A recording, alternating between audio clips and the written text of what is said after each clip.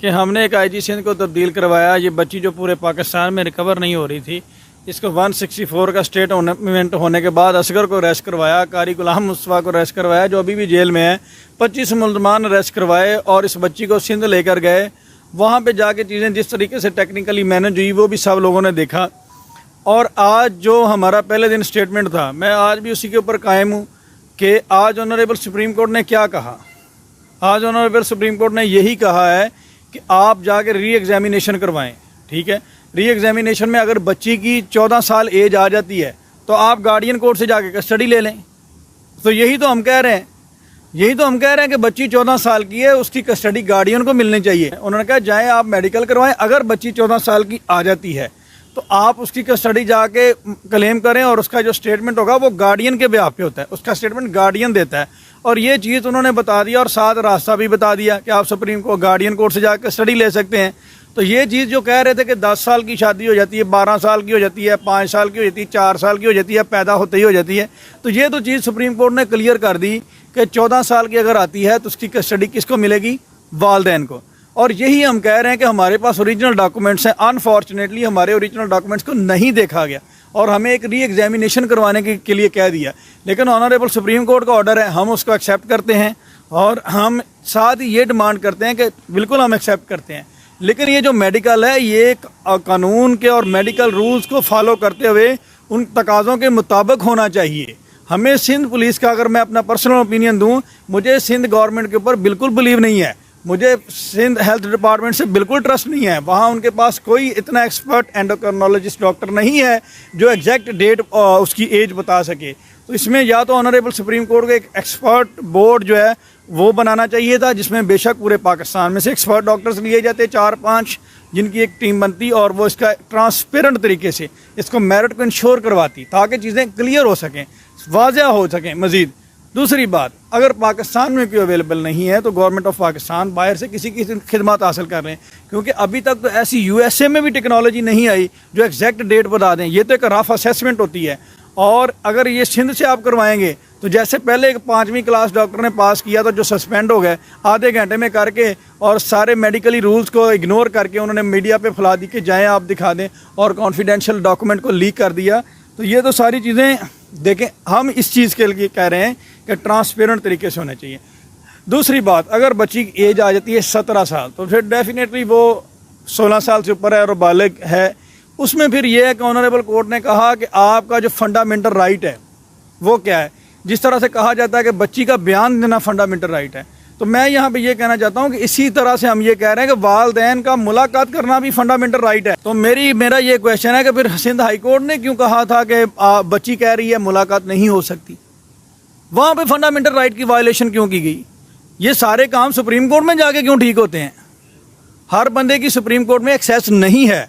आज supreme court ने अगर ये कर दिया तो क्या इससे पहले किसी को नहीं मालूम था कि ये फंडामेंटल राइट है वालिदैन का अपनी बेटी से मुलाकात करने का? इसके लिए हमें सुप्रीम कोर्ट ही जाना ज़रूरी है। ये मामला नीचे भी सेटल हो सकते हैं, लेकिन अनफॉर्चुनेटली नीचे ये चीज़ों को इग्नोर किया गया।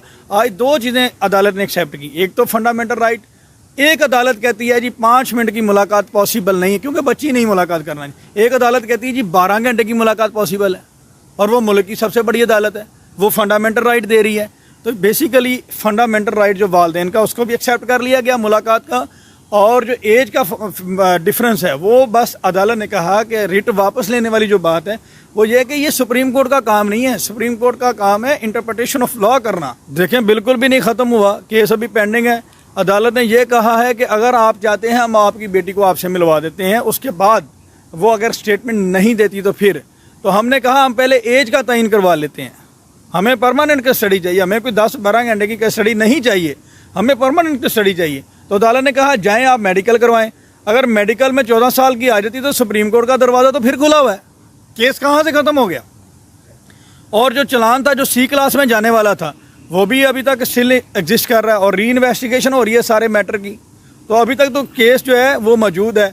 और दूसरा जो हमें कुछ मैसेज मिल रहे हैं कि आप फैमिली कोर्ट में क्यों नहीं गए। आप ये सारी चीज़ों का, बीइंग अ लॉयर, मैं एक प्रोफेशनल वकील हूँ और मैं ये तो नहीं कहता कि मुझे बहुत ज़्यादा अच्छी इंग्लिश आती है, जब बहुत ज़्यादा मुझे अच्छी उर्दू आती है, बेशक वो मुझे ना आती हो, लेकिन मुझे लॉ आता है, उसका मुझे पता है। और ये इसमें कोई गरूर वाली बात नहीं है, ये शुक्र वाली बात है। इसमें मैं अल्लाह का शुक्र अदा करता हूँ कि इसमें मुझे ग्रिप है जितना अल्लाह ने मुझे शऊर दिया। और वो मैं जानता हूँ कि अगर ट्रायल कोर्ट में हम जाते हैं या फैमिली कोर्ट में जाते हैं तो ये एक जस्टिस डिलेड जस्टिस डिनाइड, अगर इंसाफ में ताख़ीर होती है तो इसका मतलब इनकार है। तो बेसिकली अगर वहाँ पे साल लग जाता है यही प्रूव करने में, निकाह नामे में, तो तब तक तो बच्ची का एक बच्चा हो जाएगा। बताएं तो फिर ट्रायल कोर्ट में और उसमें जाने का क्या फ़ायदा। तो ये बेसिकली एक फ़ास्ट रेमेडी आपने अवेल करनी होती है। इसलिए हम आइनी अदालतों का जो है वो सहारा ले रहे हैं, कभी हाई कोर्ट कभी सुप्रीम कोर्ट। और इसलिए हम चाह रहे हैं कि क्योंकि इसमें सबसे बड़ा जो है वो बच्ची की मोडेस्टी का मसला है। बच्ची को एक गैंग से रिलीज़ करवाना और उसकी मोडेस्टी को, उसका जो तकद्दस है औरत का, उसको सेव करने का मामला है। ठीक है। और अगर हम ट्रायल कोर्ट में ये साबित करते रहेंगे तो वो तो साल लग जाएगा, क्योंकि प्रोसीजर ऑफ लॉ फॉलो करना पड़ेगा आपको। ठीक है। जो इसलिए हम उधर प्रेफरेंस नहीं दे रहे, उसको भी हम फॉलो कर रहे हैं, उसमें भी जिब्रान साहब पेश हो रहे हैं। तो ये बेसिकली मामला ये है कि अब इसका री इन्वेस्टिगेशन होगी और इसका री एग्जामिनेशन होगा और उसमें हम देखेंगे कि ट्रांसपेरेंट तरीके से होता है तो उसमें अगर बच्ची वालिदैन के पास जाएगी, अगर 14 साल की आ जाती है, अगर 17 साल की होती है तो दोबारा हम सुप्रीम कोर्ट जाएंगे और इसमें बच्ची के साथ मुलाकात की जाएगी और उसके बाद उसके स्टेटमेंट के मुताबिक जो है वो ऑनरेबल सुप्रीम कोर्ट जो है वो डिसाइड करेगी। अगर 17 साल की होती है तो स्टेटमेंट के मुताबिक, अगर 14 साल की होती है तो फिर वालिदैन का स्टेटमेंट जो है वो उसमें देखा जाएगा। तो ये सारी चीज़ें हैं कि आज का दिन रिट वापस लेने की वजह क्या है। अदालत ने कहा अप्रोप्रिएट फोरम पे जाएं आप, इसलिए हमने अपनी रिट विड्रॉ कर ली। तो इसमें केस तो कोई इसमें नहीं होगा। अभी तक कोई FIR कैंसिल हो गई है या ट्रायल कोर्ट के दरवाजे बंद हो गए हैं या हाई कोर्ट के दरवाजे बंद हो गए हैं। उन्होंने तो कहा जाएँ जाके हाई कोर्ट में एप्लीकेशन दें, अभी तो आपका सुप्रीम कोर्ट में आने का टाइम ही नहीं है। ठीक है। और बेसिकली तो एक गाइडिंग प्रिंसिपल सुप्रीम कोर्ट ने आज सेट कर दिया, सारे दरवाजे खोल दिए, ये भी बता दिया कि आप गार्डियन कोर्ट में जाएं। तो इसमें कहाँ पे लिखा। और रही बात निकाह की, 3 महीने से एक बच्ची एक जो है मुल्ज़म के साथ, मैं तो उसको मुल्ज़म ही कहूँगा कि कस्टडी में है। अब अदालत के पास ऐसा कौन सा फार्मूला है कि उसको इलीगल डिक्लेयर कर दे, उसको निकाह नामे, उसका एक प्रॉपर प्रोसीजर है। इसलिए सुप्रीम कोर्ट ने कहा कि हम कैसे कर दें, ये हमारा काम तो नहीं है, हमारा काम तो आइन की तशरीह करना है। सुप्रीम कोर्ट है वो सुपीरियर कोर्ट ऑफ पाकिस्तान है। ठीक है। तो इसमें ये चीज़ें, इसलिए उन्होंने हमें जो अप्रोप्रिएट फोरम है फैमिली कोर्ट और गार्डियन कोर्ट और दीगर इस तरह की चीज़ें जो गाइडिंग प्रिंसिपल हैं उनके साथ ये ऑब्जर्वेशन देते हुए ये रिट जो है वो हमने विड्रा कर ली है। और कल इसमें हमने सेक्रेटरी हेल्थ को ऑलरेडी एप्लीकेशन दे चुके हैं बोर्ड कॉन्स्टिट्यूट करवाने की। जो वो कह रहे थे कि जी हाई कोर्ट का फैसला आ गया, मैं बोर्ड कॉन्स्टिट्यूट नहीं कर सकता, अब सुप्रीम कोर्ट की ऑब्जर्वेशन के बाद वो रास्ता भी खुल गया, अब उनको करना पड़ेगा। और बच्ची जो कह रही थी कि मैं बैरून मुल्क, और ये लोग जो कह रहे थे कि बैरून मुल्क बच्ची को लेके जा रहे हैं, वो काम भी रुक गया। अब बच्ची को दोबारा सिंध आना पड़ेगा। तो इसमें अचीवमेंट्स यही है कि इंटरव्यू के अलावा यही हुआ है कि इसमें बहुत दफ़ा इन्होंने ट्राई की, कभी ये भाग जाते हैं, कभी ये छुप जाते हैं बच्ची को बाहर लेके जाने के, लेकिन हम इनको पकड़ पकड़ के बार बार सिंध ले आते हैं। तो इस तरह के सिंध के इनके चक्कर लगते रहेंगे जब तक प्रोसीजर ऑफ लॉ फॉलो नहीं होता। इस चीज़ आपको बता दूं, आधी अचीवमेंट आज ये होगी है कि एज के हवाले से ये चीज़ तय होगी कि बच्ची अगर 14 साल की है तो गार्डियन के पास जाएगी। तो यही तो हम कह रहे हैं। और दूसरी बात हम कह रहे थे कि डॉक्यूमेंट्स को मान लें, वो नहीं माना, चले मेडिकल का भेज दिया तो वो हम उसको भी एक्सेप्ट करते हैं। लेकिन साथ ही मैं बीइंग अ लॉयर ये चीज़ ज़रूर डिमांड करता हूँ कि ये ट्रांसपेरेंट तरीके से और under the supervision of high court होना चाहिए। ऐसे नहीं होना चाहिए जैसे 5वीं क्लास डॉक्टर ने पहले मेडिकल बनाया था और उनको ये भी नहीं पता कि कौन सी बॉन्ड का टेस्ट करके उन्होंने साहब बहादुर ने 16 से 17 साल लिख दिया और उसको कोई भी नहीं मानेगा। अदालत ने यह कहा है कि अगर आप चाहते हैं हम आपकी बेटी को आपसे मिलवा देते हैं, उसके बाद वो अगर स्टेटमेंट नहीं देती तो हमने कहा हम पहले एज का तयन करवा लेते हैं। हमें परमानेंट कस्टडी चाहिए, हमें कोई 10-12 घंटे की कस्टडी नहीं चाहिए, हमें परमानेंट कस्टडी चाहिए। तो अदालत ने कहा जाएं आप मेडिकल करवाएं। अगर मेडिकल में 14 साल की आ जाती तो सुप्रीम कोर्ट का दरवाज़ा तो फिर खुला हुआ है, केस कहाँ से ख़त्म हो गया।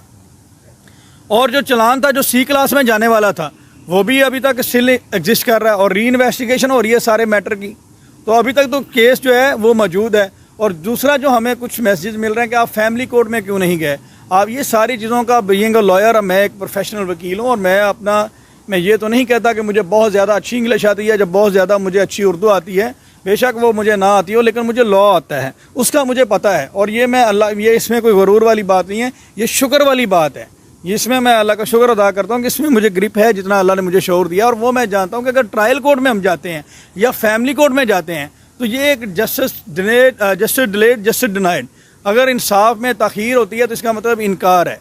तो बेसिकली अगर वहाँ पे साल लग जाता है यही प्रूव करने में, निकाह नामे में, तो तब तक तो बच्ची का एक बच्चा हो जाएगा।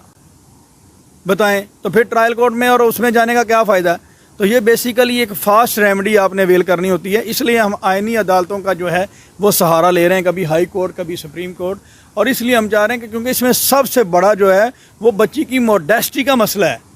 बच्ची को एक गैंग से रिलीज़ करवाना और उसकी मोडेस्टी को, उसका जो तकद्दस है औरत का, उसको सेव करने का मामला है, ठीक है। और अगर हम ट्रायल कोर्ट में ये साबित करते रहेंगे तो वो तो साल लग जाएगा, क्योंकि प्रोसीजर ऑफ लॉ फॉलो करना पड़ेगा आपको, ठीक है। जो इसलिए हम उधर प्रेफरेंस नहीं दे रहे, उसको भी हम फॉलो कर रहे हैं, उसमें भी जिब्रान साहब पेश हो रहे हैं।